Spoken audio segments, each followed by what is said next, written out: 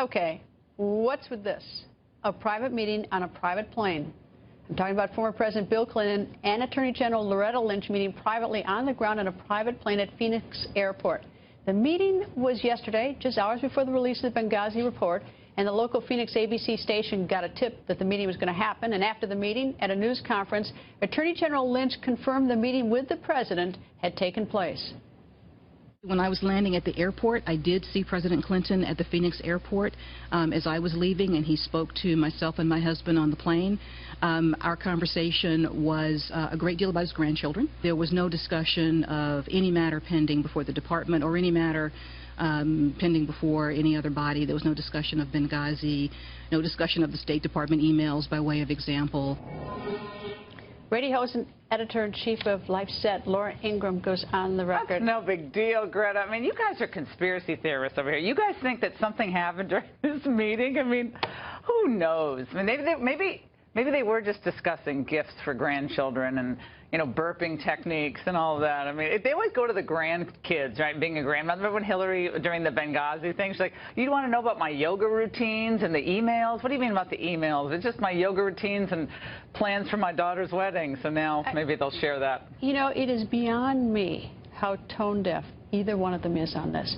The whole idea when the Justice Department is investigating the emails and the server and everything else, and it's a criminal investigation according to Josh Ernst at the White House, and you've got the President of the United States married to a candidate who's being investigated, and they meet privately on an airplane, even if it's 100% innocent. How could you be so tone deaf? Well, it goes back to all the problems and the Clinton scandals during his time in the White House. Everyone always said that, how could he be this stupid?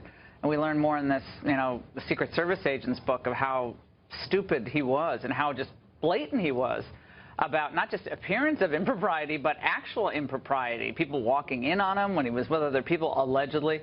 So this is just par for the course. I don't know why any of us are surprised. There is a brazen effort to undermine, U.S. law, and at the very least, the appearance of impropriety and ethical considerations, which you and I know as lawyers, people take very seriously. Well, we've got the head of the investigation and the spouse of the person who well, she's being investigated. I don't know if she's the target, but that's what we have, meeting on a private plane for 30 minutes. Yeah, the appearance of a conflict can be just as damaging and poisonous to a case at times as a conflict itself, an actual conflict. That's why you avoid situations like this.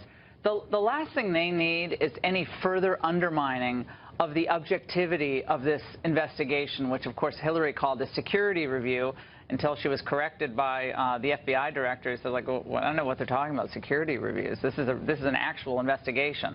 But the appearance of a conflict of interest of Lynch now, I think there's no doubt about it. What do you think Obama's thinking tonight, finding out that his chief lawyer did this? And what do you think Secretary Hillary Clinton is thinking about the fact that her husband met with him? And this is awful. Depends on if she knew and it depends on if she asked him to talk to her. I mean, who knows? I can't believe she'd be that stupid. I cannot believe anyone would be that stupid. How would you be stupid enough to think no one was going to find out about a private email server at a time where your husband's and your family foundation was soliciting donations from foreign governments? I mean, that is like the definition of stupid, yet she did that. But it's amazing. It's as though they're giving their political opponents ammunition every single day. Well, every single day, Greta, and the more we find out about emails that have been held back or other witnesses, you know, taking the fifth, again, it just adds to the public's lack of belief and good faith in this investigation. And today was just another instance of it being chipped away again and again. It's not surprising, given the history of the Clintons and their brazen behavior. Well, this is what Josh Ernst said on June 9th about whether it's a criminal investigation. The president, when discussing this issue in each stage, has reiterated his commitment to this principle that any criminal investigation should be conducted independent of any sort of political interference, and that people should be treated the same way before the law, regardless of their political influence, regardless of their political party, regardless of their political stature, and regardless of what political figure has endorsed them. Think of the power of the former president of the United States in a private meeting, just with anybody.